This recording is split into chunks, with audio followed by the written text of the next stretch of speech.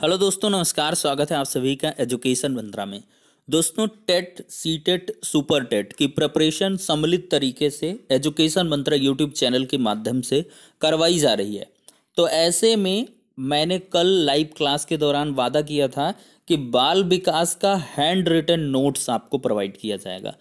इस नोट्स में हमने ऐसे क्वेश्चंस को रखा हुआ है जो बाल विकास के बाप साबित होंगे।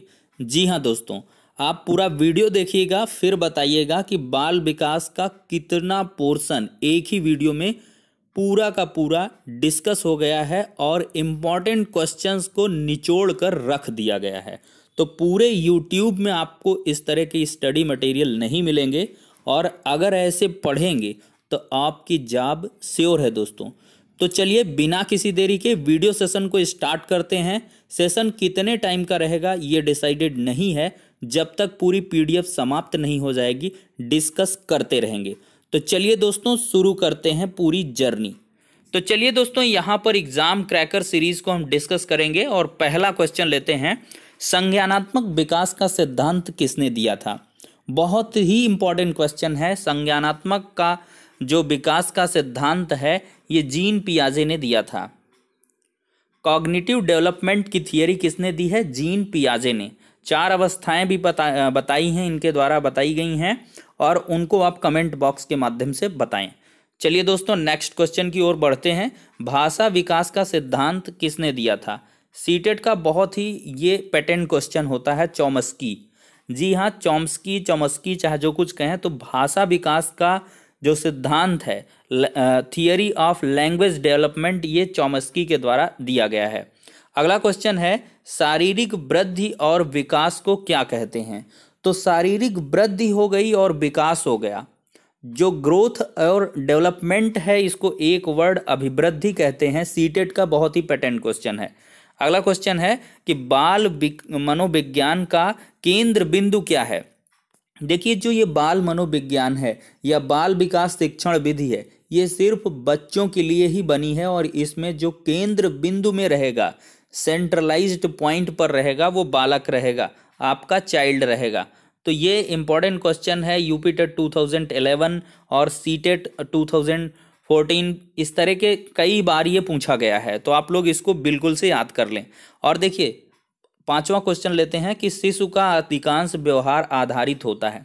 तो देखिए दोस्तों, शिशु का जो अधिकांश व्यवहार होगा उसकी मूल प्रवृत्तियों पर आधारित रहेगा। जी हाँ, जो उसकी फंडामेंटल टेंडेंसीज होंगी उस पर शिशु का अधिकांश जो मोस्टली बिहेवियर है वो डिपेंडेंट रहेगा। चलिए अगला क्वेश्चन लेते हैं, शैशवावस्था सीखने का अनोखा काल है, यह किसका कथन है। तो ये वैलेंटाइन का कथन है। बहुत ही इंपॉर्टेंट क्वेश्चन है। अगला क्वेश्चन लेते हैं कि फ्रायड के अनुसार लड़कों में ग्रंथि कौन सी होती है। तो फ्रायड की अगर हम बात करें, सिगमंड फ्रायड की, तो इनके अनुसार लड़कों में ओडिपस ग्रंथि होती है। अब लड़कों की बात हुई तो लड़कियों को भी लगे हाथ ले लेते हैं। फ्रायड के अनुसार लड़कियों में ग्रंथि इलेक्टा होती है। जी हाँ, कंठस्थ कर लें, लड़कों में ओडिपस ग्रंथि और लड़कियों में इलेक्टा ग्रंथि रहती है। सुपर फास्ट रिवीजन सीरीज है, फटाफट मैं फैक्ट्स को यहाँ पर लेकर डिस्कस करूँगा और जो सेपरेट थियरी की क्लासेस हैं वो लगातार आपको प्रोवाइड होती रहेंगी। तो चलिए दोस्तों अगला क्वेश्चन लेते हैं कि बच्चों में दूध के दांतों की संख्या कितनी होती है। तो ये 20 होती है। अगला क्वेश्चन लेते हैं, कौशल सीखने की पहली अवस्था है। कौशल सीखने की कोई इसको आपको स्किल सीखनी है तो उसकी फर्स्ट स्टेज क्या होती है, अनुकरण होती है, इमिटेशन होता है। अनुकरण कोई भी चीज़ की दूसरे की नकल करना ही क्या है, अनुकरण है। कोई भी आपको स्किल सीखनी है, चाहे वो आपको पबजी खेलना हो, चाहे यूट्यूब पर वीडियो देखना हो, चाहे क्रिकेट खेलना हो, तो सबसे पहले आप स्टेज में क्या करेंगे कि दूसरे की नकल करेंगे, अनुकरण करेंगे कि फला व्यक्ति कैसे गेंद पकड़ता है या फला व्यक्ति कैसे बैट पकड़ता है और कैसे बॉल बैट का संपर्क होता है, और इस प्रकार से क्रिकेट बनता है। तो कुल मिलाकर इजी लैंग्वेज में समझें तो कौशल सीखने की पहली जो अवस्था, फर्स्ट स्टेज होगी, वो अनुकरण होगी। ठीक है दोस्तों, अगला क्वेश्चन लेते हैं कि बालक प्रथम 6 वर्षों में बाद के 12 वर्षों से दूना सीख लेता है। जी हाँ, कोई अगर बालक है तो प्रथम जो 6 वर्ष हैं आगे के 12 वर्ष हैं ये 6 वर्ष है और ये 12 वर्ष है। तो प्रथम 6 वर्ष में जो वो सीखेगा अगले 12 वर्ष का दोगुना सीख जाएगा। ये कथन किसका है? गेसल का है। गेसल का कथन है, बहुत ही इंपॉर्टेंट है। अगला क्वेश्चन है, परियों की कहानी को महत्व किसमें दिया जाता है? तो परियों की कहानी, राजा रानी वाली या परियों वाली कहानी, इसका महत्व मांटेसरी पद्धति में दिया जाता है दोस्तों। सीटेट का बहुत ही लाजवाब क्वेश्चन है। अगला क्वेश्चन लेते हैं, किशोरावस्था शैशवावस्था की पुनरावृत्ति है, यह किसका कथन है? तो किशोरावस्था शैशवावस्था की पुनरावृत्ति है, ये रास का कथन है। जी हाँ दोस्तों, रास का। अगला क्वेश्चन लेते हैं, हैडो कमेटी का विषय क्या था?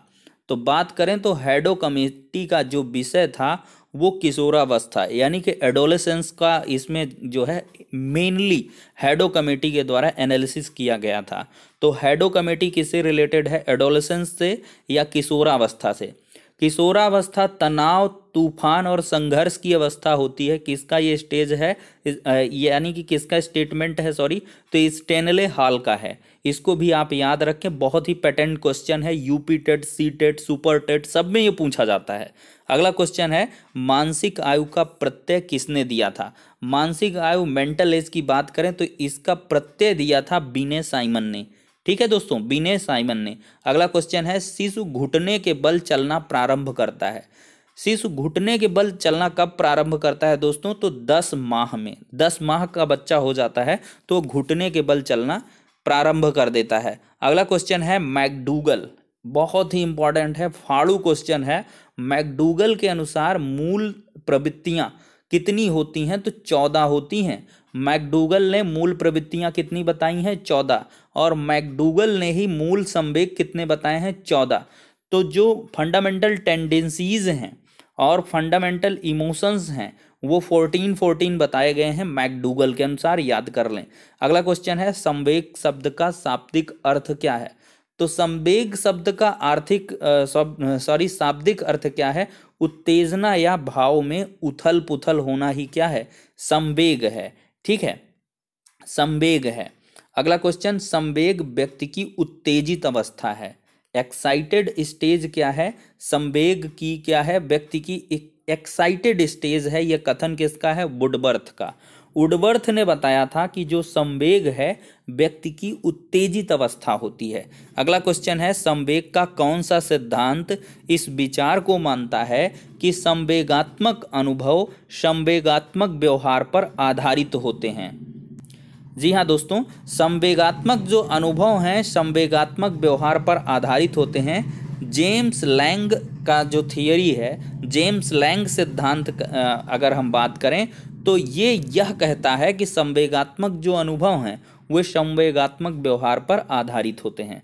जी हाँ दोस्तों, अगर स्पीड ज़्यादा लगे तो आप लोग इसको मैनेज कर लीजिएगा। क्या करिएगा, वीडियो की जो स्पीड है उसको आप जो है यूट्यूब से कम पर देख सकते हैं, क्योंकि मुझे बहुत लंबे तरीके से पढ़ाना है। घंटों का वीडियो रहने वाला है, तो इस वजह से ये टाइम पीरियड ज़्यादा ना बढ़े, 1 घंटे में मैं पूरा डिस्कस कर दूं, तो इस वजह से थोड़ी स्पीड मैंने जल्दी रखी है।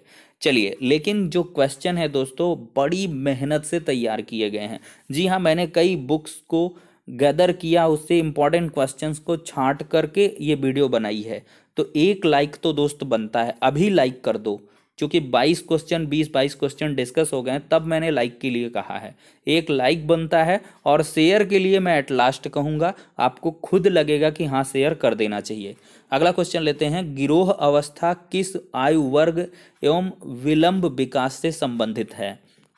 तो गिरोह की अगर हम बात करें तो 8 से 10 वर्ष के बच्चे क्या हैं, गिरोह बनाना स्टार्ट कर देते हैं। 8 से 10 आयु वर्ग के जो बच्चे हैं वो गिरोह बनाते हैं, और ये विलंब विकास से संबंधित है। ये एक प्रकार से सोशलाइजेशन है, सामाजिकरण प्रक्रिया के अंतर्गत आता है।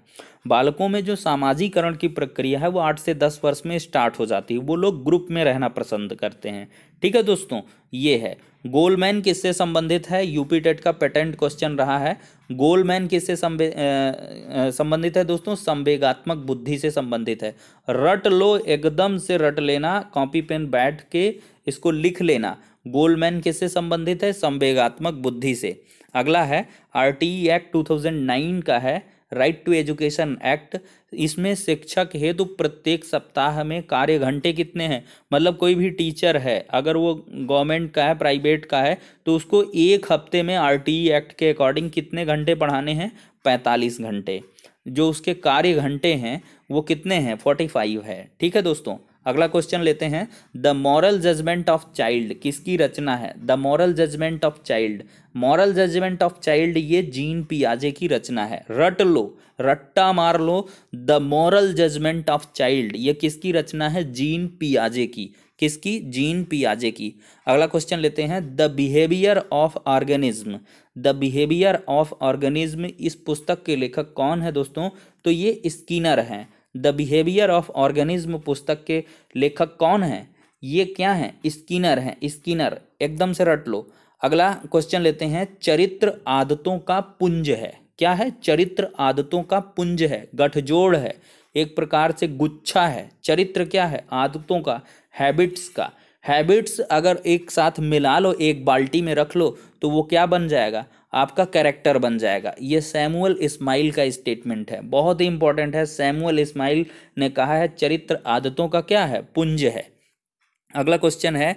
मौखिक संवाद जो बच्चे अपने आप से करते हैं, मौखिक संवाद, उन्हें लेओ वाइगोत्स्की क्या कहते हैं, व्यक्तिगत वार्ता, इंडिविजुअल कन्वर्सेशन कहते हैं। मौखिक संवाद जो बच्चे अपने आप से कहते हैं, कुछ बच्चे अपने आप में बड़बड़ाते रहते हैं, अपने आप में बातें करते रहते हैं, तो लेओ वाइगोत्स्की ने इसको क्या कहा है, व्यक्तिगत वार्ता कहा है। ठीक है, इंडिविजुअल कन्वर्सेशन।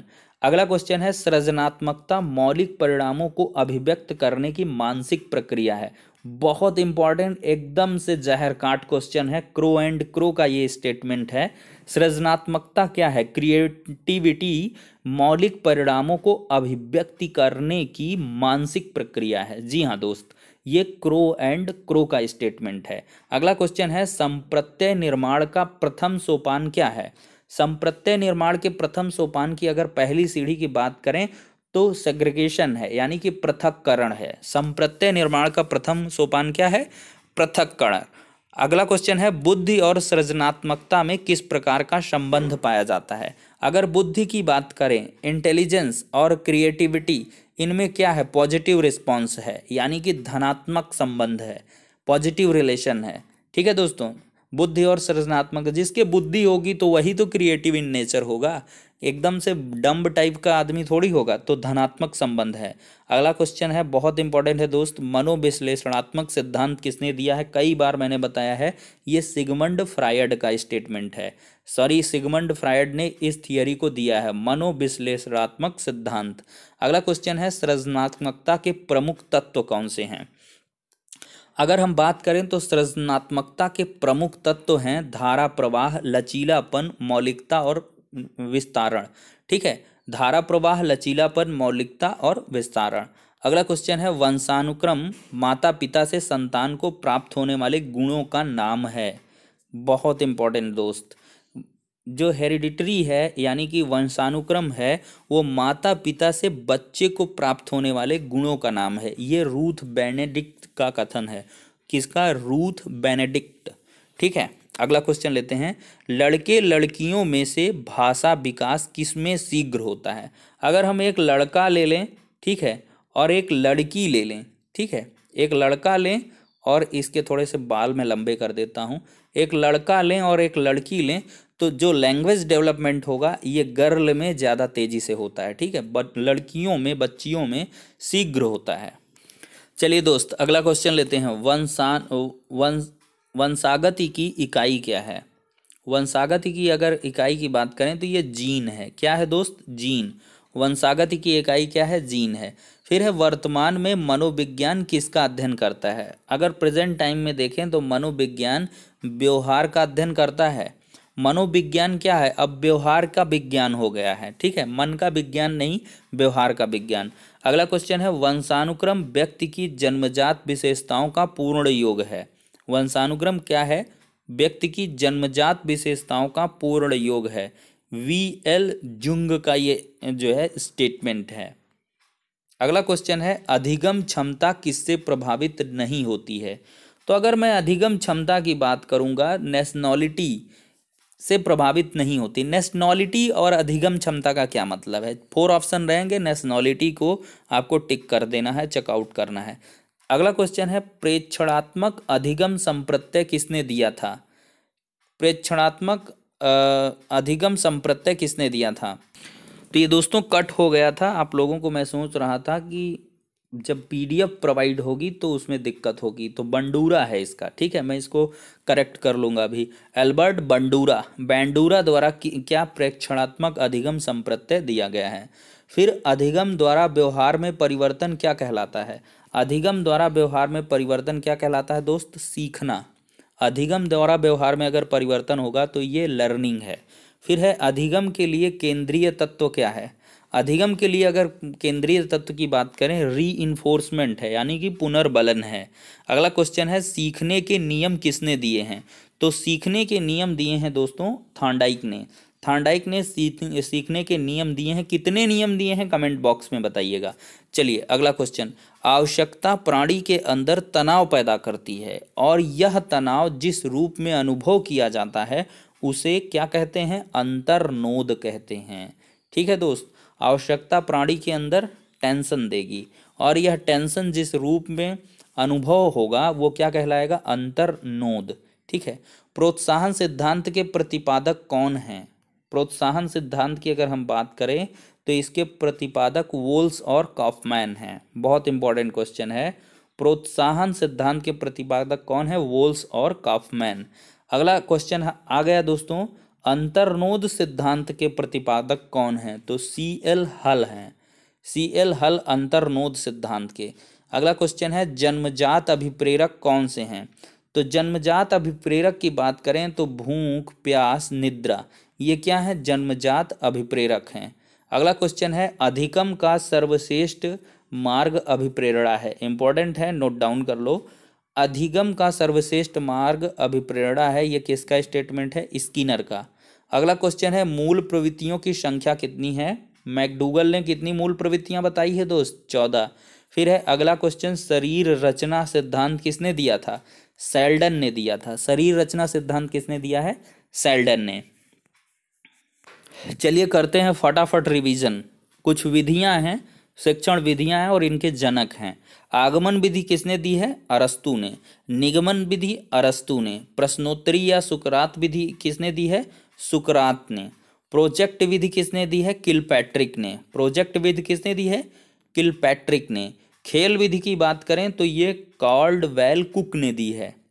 1 नंबर यहाँ से 100% है, कोई माइकलाल नहीं रोक सकता है 1 नंबर।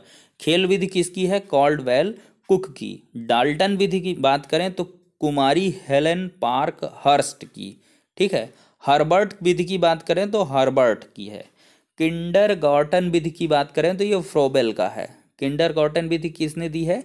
फ्रोबेल। फिर मॉन्टेसरी विधि की बात करें तो मारिया मॉन्टेसरी। ह्यूरिस्टिक विधि की बात करें तो ह्यूरिस्टिक विधि के जन्मदाता या कौन है? प्रणेता आर्म स्ट्रांग। ह्यूरिस्टिक विधि के कौन है? Arm strong.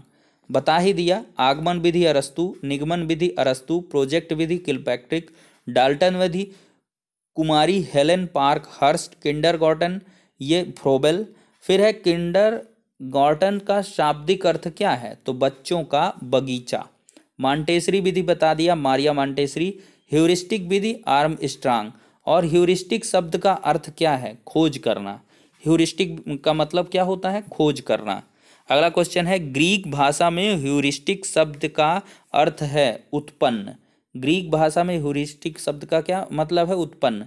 फिर है बेसिक शिक्षा प्रणाली के जनक कौन से हैं? इंपॉर्टेंट है, महात्मा गांधी।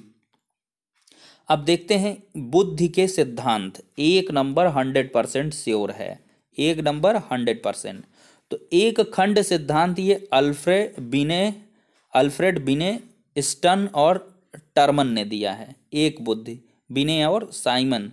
ठीक है, बिने, साइमन, स्टर्न और इसके बाद टर्मन, इसको क्लियर कर लें। द्वि खंड का सिद्धांत स्पीयरमैन ने। 3 खंड का सिद्धांत स्पीयरमैन ने। बहुकारक, बुद्धि का बहुकारक या आणविक सिद्धांत किसने दिया है? एडवर्ड एल थॉर्नडाइक ने। सीधे से थॉर्नडाइक याद रखो। ठीक है। बुद्धि की संरचना सिद्धांत गिलफोर्ड ने दिया है। बुद्धि का संरचना सिद्धांत किसने दिया है? गिलफोर्ड ने। बुद्धि का समूह कारक सिद्धांत किसने दिया है? थर्स्टन ने। किसने दिया? थर्स्टन ने। तरल ठोस बुद्धि सिद्धांत ये किसने दिया है? आरवी कैटल ने। फिर है पदानुक्रमिक सिद्धांत किसने दिया है? फिलिप बर्नन ने। इंपॉर्टेंट है, पदानुक्रमक क्रमिक सिद्धांत किसने दिया है? फिलिप बर्नन ने। अगला क्वेश्चन लेते हैं, बहुबुद्धि सिद्धांत किसने दिया है?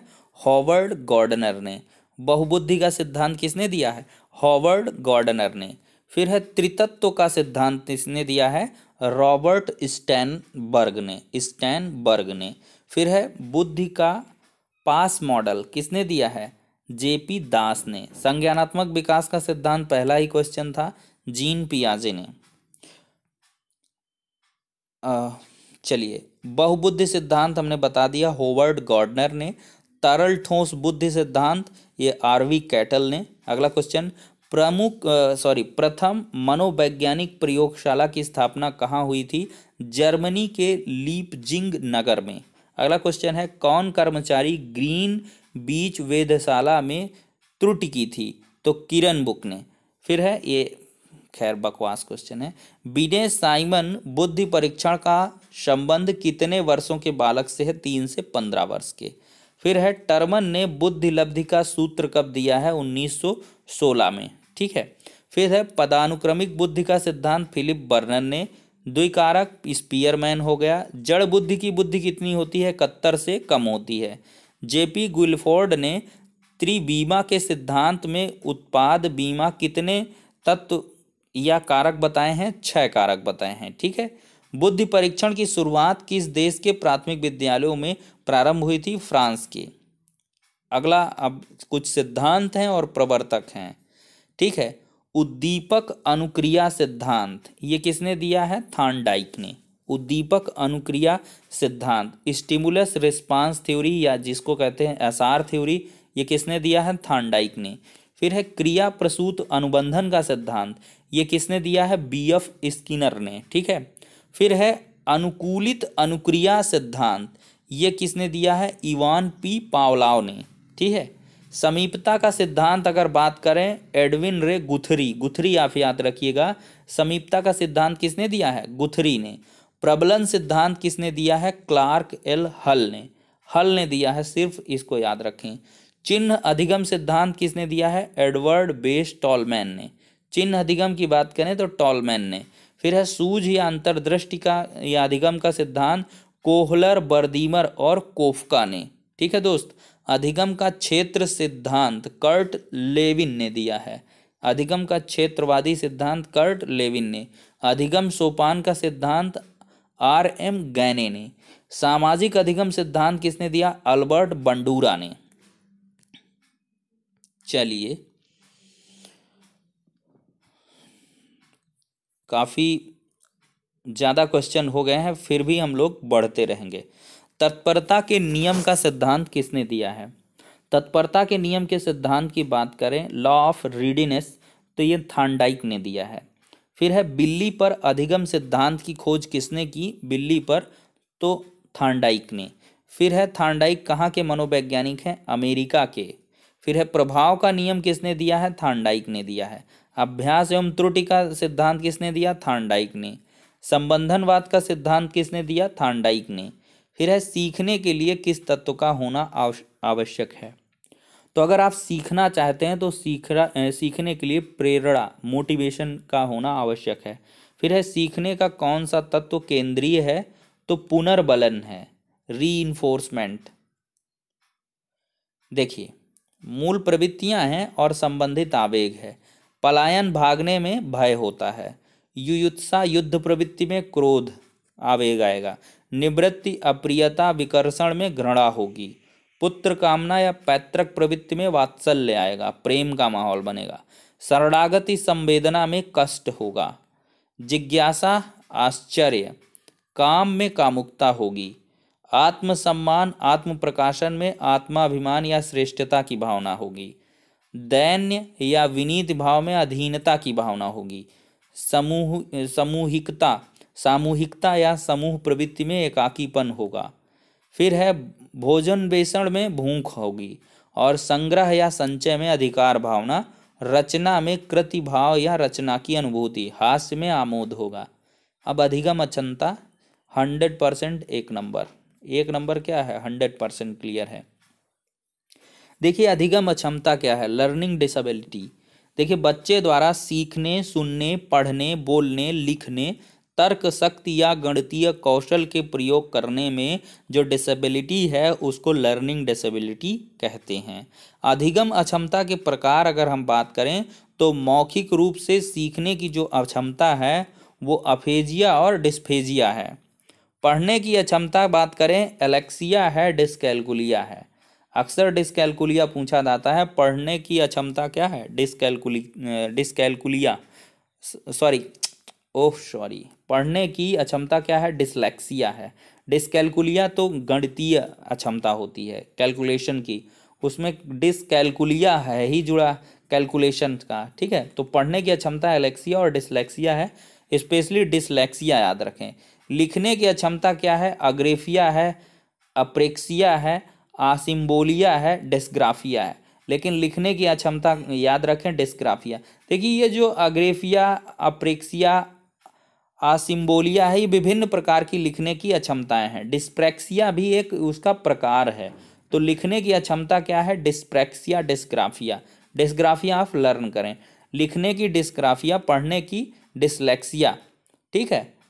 अब आगे बढ़ें, वर्तनी की समस्या होती हैं, गणितीय संबंधी वर्बल डिस्कैलकुलिया है, स्पेशली गणितीय संबंधी या कैलकुलेशन से संबंधित जो अक्षमता है डिस्कैलकुलिया है। ग्राफिकल डिस्कैलकुलिया होगी, किसी को लेक्सिकल होगी, किसी को ऑडियोग्नोटिक होगी, किसी को प्रोक्टोग्नोस्टिक होगी, किसी को वर्बल डिस्कैलकुलिया होगी, ठीक है। ये उसके प्रकार हैं। चलिए वृद्धि एवं विकास के कुछ सिद्धांत देख लेते हैं। देखिए मनोलैंगिक विकास का सिद्धांत ये किसने दिया था, फ्रायड ने। संज्ञानात्मक विकास का सिद्धांत जीन प्याजे ने। मनोसामाजिक विकास का सिद्धांत एरिक्सन ने। किसने, एरिक्सन ने। भाषा विकास का सिद्धांत किसने, चॉम्स्की ने। नैतिक विकास का सिद्धांत कोहलबर्ग, मोस्ट इंपॉर्टेंट, सीटेट का पेटेंट है। नैतिक विकास का सिद्धांत किसने दिया है, कोहलबर्ग ने। चलिए दोस्तों, कहीं पर पूछ लेता है अमूर्त बुद्धि क्या है, तो ऐसी बुद्धि वाले मनुष्य कवि, साहित्यकार, चित्रकार, दार्शनिक होंगे। सामाजिक बुद्धि, इस प्रकार की बुद्धि वाले व्यक्ति क्या होते हैं, व्यवसायी होते हैं, कूटनीतिज्ञ होते हैं, सामाजिक कार्यकर्ता होते हैं। गामक या यांत्रिक बुद्धि वालों के लिए अगर बात करें तो इस प्रकार की बुद्धि वाला मनुष्य कुशल कारीगर होगा, मिस्त्री होगा, इंजीनियर हो सकता है। चलिए दोस्त, अगला इंपॉर्टेंट सेक्टर यहाँ पर डिस्कस करेंगे, TAT, thematic apperception test, personality test है। टैट परीक्षण में कितने कार्डों का प्रयोग किया जाता है, 31 कार्डों का प्रयोग किया जाता है, जिसमें एक कार्ड कैसा रहता है, सादा रहता है। फिर है किसी एक व्यक्ति पर 20 कार्डों का अधिकतम प्रयोग आप कर सकते हैं। कार्ड पर अलग अलग विषयों से संबंधित चित्र बने रहते हैं। फिर है प्रत्येक कार्ड पर बने चित्रों के आधार पर 5 मिनट में कहानी बनानी पड़ती है। नोट किया है कि कहानी बनाते समय परीक्षार्थी को 4 तत्वों पर विशेष ध्यान देना आवश्यक है। पहला क्या है, चित्र में दिखाई गई घटना से पहले कौन सी बात घटित हुई होगी। फिर इस समय क्या हो रहा है। तीसरा क्या है, ये लोग क्या सोचते हैं, उनके मन में कौन से भाव उठ रहे हैं और इसका अंत क्या होगा। ठीक है, परीक्षार्थी से सादा कार्ड पर कहानी बनाने को कहा जाता है या उससे सुना जा सकता है। कहानी परीक्षार्थी से लिखवाई जा सकती है। टैट के संपूर्ण परीक्षण में कितने का समय लगता है, 2 घंटे का। चलिए कुछ और क्वेश्चंस को लेते हैं दोस्त। परीक्षा उपयोगी महत्वपूर्ण प्रश्नोत्तर बैंक लें तो सृजनात्मकता मुख्यतः नवीन रचना या उत्पादन में होती है। यह किसका मत है, जेम्स ड्रेवर का। फिर है सृजनात्मकता जो है मौलिक परिणामों को अभिव्यक्त करने की मानसिक प्रक्रिया है। यह किसका कथन है, क्रो एंड क्रो का। फिर है सृजनात्मकता के स्तर का सिद्धांत किसने दिया था, I.A. टेलर ने। चलिए दोस्तों आगे बढ़ते हैं। सृजनात्मकता के स्तर का सिद्धांत किसने दिया था? I.A. टेलर, ये हो गया था। अगला है मनोविश्लेषणात्मक सिद्धांत किसने दिया है? रिपीटेड क्वेश्चन है, सिगमंड फ्रायड ने। अगला क्वेश्चन लेते हैं, सृजनात्मकता मौलिक उत्पादन के रूप में मानव मस्तिष्क को समझने, व्यक्त करने तथा सराहना करने की योग्यता व क्रिया है। ये किसका स्टेटमेंट है? कोल एंड ब्रूस का। ठीक है। अगला है सृजनात्मक परीक्षण के लिए वीके पासी कितने उप परीक्षण का उल्लेख किए थे? तो 6। अगला क्वेश्चन है, सृजनात्मकता का संबंध किससे है? नवीन उत्पादन से है। अगला है, सृजनशील बालक में निर्णय लेने की प्रवृत्ति किस रूप में होती है? स्वतंत्र होती है। अगला क्वेश्चन लेते हैं, सृजनात्मकता तथा बुद्धि में कैसा है? धनात्मक सहसंबंध है। सृजनात्मकता के अगर तत्वों की बात करें तो धारा प्रवाह, लचीलापन, मौलिकता और विस्तारण है। देखिए मैकडूगल के अनुसार 14 मूल प्रवृत्ति और उनसे संबंधित मूल प्रवृत्ति संवेग हैं। जैसे संतान कामना में वात्सल्य,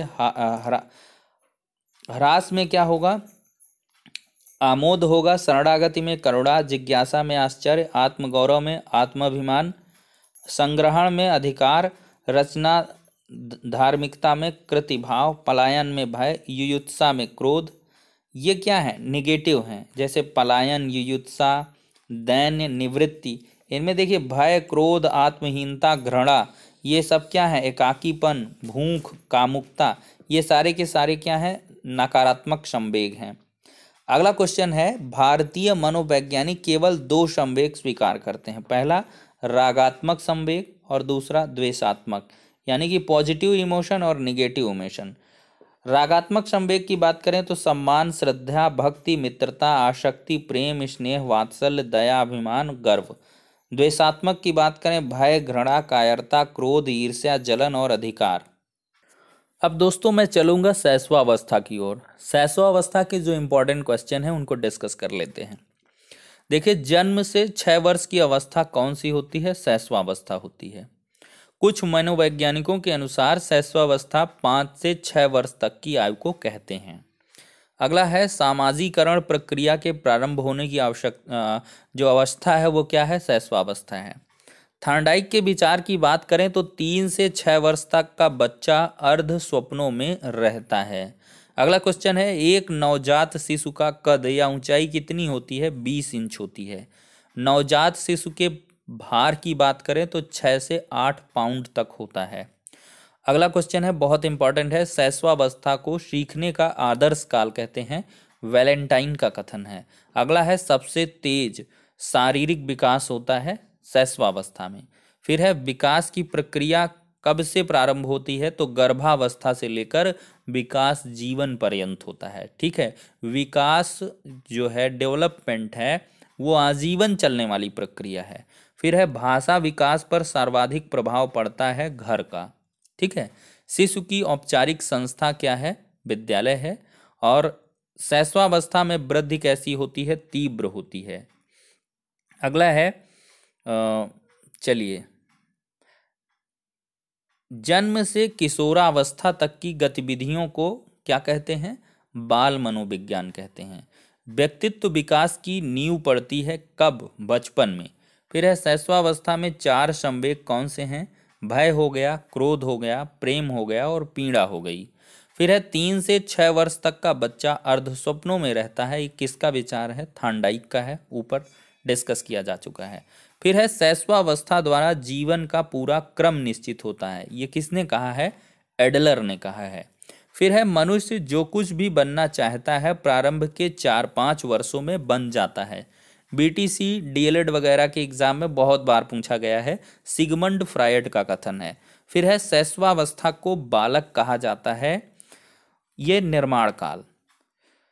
फिर अगला है, दूध के दांत कितने होते हैं? 20 होते हैं। नवजात शिशु में हड्डियां कितनी होती हैं? 270 होती हैं। कौन सी अवस्था में दोहराने की प्रवृत्ति होती है? शैशवावस्था में। फिर है, फ्रायड के अनुसार लड़कियों में ग्रंथि इलेक्टा होगी, लड़कों में ओडिपस होगी, डिस्कस किया जा चुका है। फिर है, जन्म के समय शिशु की औसतन लंबाई कितनी होती है? 51 सेंटीमीटर।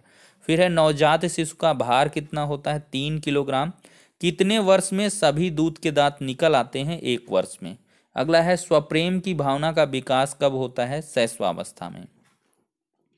अगला लेते हैं, जन्म के समय शिशु की धड़कन कैसी रहती है? अनियमित रहती है। फिर है, कितने वर्ष का बच्चा सार्थक शब्दों का प्रयोग करने लगता है?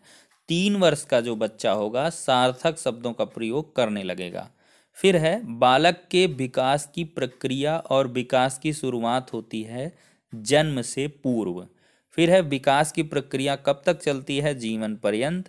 फिर है, जन्म के समय बालक बालिका से लगभग आधा सेंटीमीटर लंबा होता है। फिर है, नवजात शिशु का भार 6 से 8 पाउंड होता है। और अगर बात करें कि शिक्षा की किंडरगार्टन विधि का प्रतिपादन किसने किया है? फ्रोबेल ने। बहुत इंपॉर्टेंट है। भूख और प्यास अगर बात करें कैसे प्रेरक हैं? तो जन्मजात हैं। बालक की प्रथम पाठशाला की बात करें, परिवार है। और गर्भ में बालक को विकसित होने में कितने दिन का समय लगता है? तो 280 दिन। फिर है, कैलिकाक परिवार का अध्ययन किसने किया है? गोडॉर्ड ने किया है। अगला है, मूर्त संक्रियात्मक अवस्था का काल कितना होता है? 7 से 11 वर्ष तक का। फिर है, सामाजिकरण प्रक्रिया के प्रारंभ होने की अवस्था कौन सी है? शैशवावस्था। फिर है, मनोवैज्ञानिकों के अनुसार छोटे बच्चे को किस आयु में स्कूल भेजना चाहिए? 5 वर्ष में। अगला है, सामान्य बालक किस आयु में ध्वनि उच्चारण शुरू करते हैं? तो 9 से 15 माह के मध्य ध्वनि उच्चारण शुरू कर देंगे। फिर है, जन्म के समय बच्चे का संवेगात्मक विकास होता है उत्तेजनापूर्ण। फिर है, जन्म के समय शिशु के मस्तिष्क का भार कितना होता है? 500 ग्राम। बाल्यावस्था के कुछ क्वेश्चन लेते हैं। बाल्यावस्था की आयु की बात करें, 6 से 12 वर्ष के मध्य की आयु बाल्यावस्था है। एलिमेंट्री स्कूल ऑफ एज क्या है? 6 वर्ष है। 6 से 14 वर्ष को फ्री और कंपलसरी एजुकेशन की बात की गई है। तो एलिमेंट्री स्कूल ऑफ एज क्या है? 6 वर्ष है। समूह की आयु कौन सी होती है? बाल्यावस्था। चुस्ती की आयु बाल्यावस्था। गंदी आयु बाल्यावस्था। फिर है, 10 से 12 वर्ष तक की आयु परिपाक काल या संचय काल कहलाती है। 6 से 9 वर्ष की जो अवस्था है पूर्व बाल्यावस्था है। 10 से 12 वर्ष की अवस्था क्या है? उत्तर बाल्यावस्था है, बाल्यकाल है। फिर है, बाल्यावस्था को मिथ्या परिपक्वता किसने कहा है? रॉस ने कहा है। फिर है, बाल्यावस्था को संवेगात्मक विकास का अनोखा काल कहते हैं। ये किसके द्वारा कहा गया है? कोल एंड ब्रूस के द्वारा। अधिगम की बात करें तो दोस्तों, अधिगम क्या है? व्यवहार में परिवर्तन है। अधिगम की बहुत बार डेफिनेशन पूछता है कि अधिगम क्या है? व्यवहार में परिवर्तन है। अधिगम सार्वभौमिक है। अधिगम लगभग स्थायी प्रकृति का परिवर्तन है। अधिगम प्रयोजनपूर्ण है। अधिगम विकास है। अधिगम जीवन पर्यंत चलने वाली सतत प्रक्रिया है। अधिगम अनुभवों का संगठन है। अधिगम एडॉप्टेशन है, अनुकूलन है। अधिगम व्यक्तिगत सामाजिक दोनों होते हैं। इस प्रकार की बहुत सारी चीज़ें हैं। ठीक है, अब मैं कुछ और इम्पोर्टेंट क्वेश्चन लेता हूँ। मैंने कहा था ना कि ओवरडोज हो जाएगा, और ऐसे ही इस सीरीज को नाम नहीं दिया गया है बाल विकास का बाप, क्योंकि कोई भी वीडियो आप देखेंगे इतने सारे इम्पोर्टेंट क्वेश्चंस एक जगह पर एक क्लास में नहीं प्रोवाइड होंगे। तो अब आप फिर से एक बार लाइक ठोक दीजिए अगर जिन्होंने नहीं ठोका है। तो चलिए दोस्तों, आलपोर्ट ने व्यक्तित्व को किस सन में परिभाषित किया है? आलपोर्ट ने 1937 में व्यक्तित्व को परिभाषित किया है। अगला है, कैटल ने कितने मुख्य शील गुण माने थे? तो आरबी कैटल ने 12 जो है वो मुख्य शील गुण माने थे। फिर है, व्यक्तित्व समन्वित गुणों का विकास है। ये कथन किसका है? गिलफोर्ड का है। फिर है, फ्रायड ने कुल कितने तत्वों को महत्व दिए हैं? 2 तत्वों को। फिर है, मांग का सिद्धांत अब्राहम मैस्लो ने दिया है। फिर है, वातावरणीय कारक कितने होते हैं? 2 होते हैं। शील गुण सिद्धांत किसने दिया है? आलपोर्ट ने। शरीर रचना सिद्धांत किसने दिया? सेल्डन ने। मनोविश्लेषणात्मक सिद्धांत दिया सिगमंड फ्रायड ने। व्यक्तिगत शील गुण सिद्धांत पर किसने अत्यधिक जोर दिया है? आलपोर्ट ने। अगला है, वीएफ स्किनर कहाँ के मनोवैज्ञानिक थे? अमेरिका के। फिर है, वीएफ स्किनर अधिगम के सिद्धांत के लिए मुख्यतः किस जानवर का प्रयोग करते थे? तो ये चूहे का प्रयोग करते थे। फिर है वीएफ स्किनर की पुस्तक का नाम क्या है, द बिहेवियर ऑफ ऑर्गेनिज्म, ठीक है।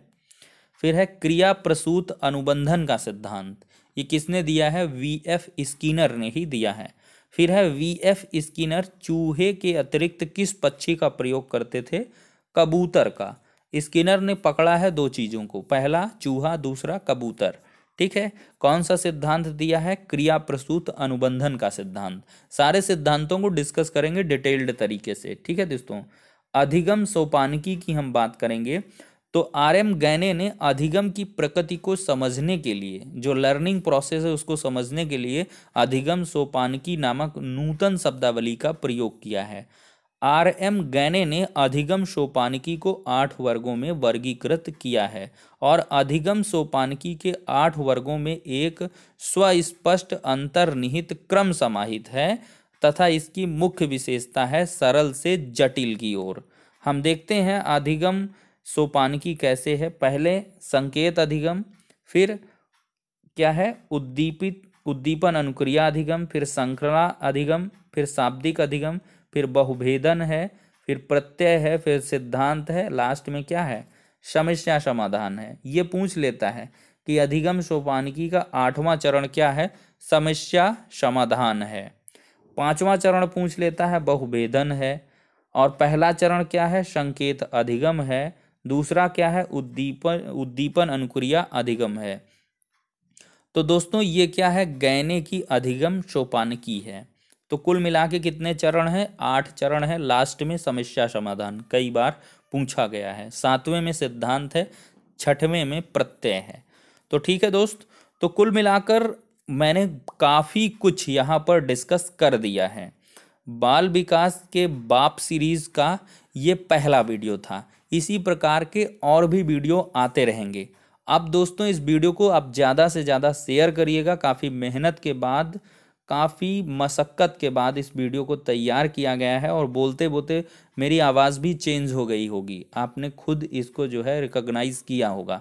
तो चलिए दोस्तों, अब बिल्कुल आप लोग फटाफट इसकी नोट्स तैयार कर लीजिए और वीडियो को कम से कम 1 से 2 बार 3 बार आप लोग देख लीजिएगा, या सीधे से एक बार देखें, आँखों को ज़्यादा नुकसान ना हो इसके लिए वीडियो को ओपन करके रख दीजिए और सिर्फ आवाज़ सुनिए। आपका बिल्कुल से एकदम से रट जाएगा और कोई भी क्वेश्चन आपका आगामी जो भी एग्ज़ाम है, चाहे वो टेट का है, सीटेट का है, सुपर टेट का है या डीएलएड का है, आपका मिस नहीं होगा।